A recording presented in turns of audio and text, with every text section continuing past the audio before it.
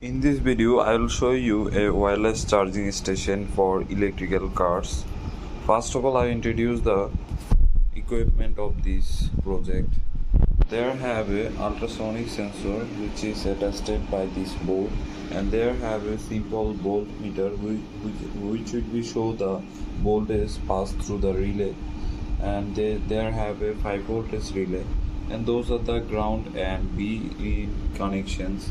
And there have a Arduino Uno with there have two cell battery 3.7 volt each, and there have a display which will show you charging or not charging.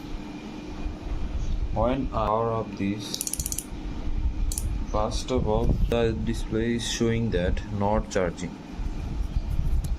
When our car over the Tesla coil, it is showing that it is charging, and the voltmeter showing that it is passing 4.81 voltage through the relay.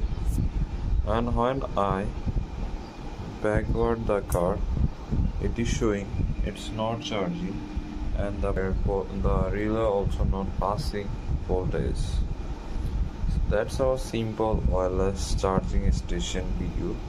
You guys can like, follow and subscribe to our channel for more videos, and you can also do this in your house with safety precautions. Thank you very much to watching our video by spending your valuable time.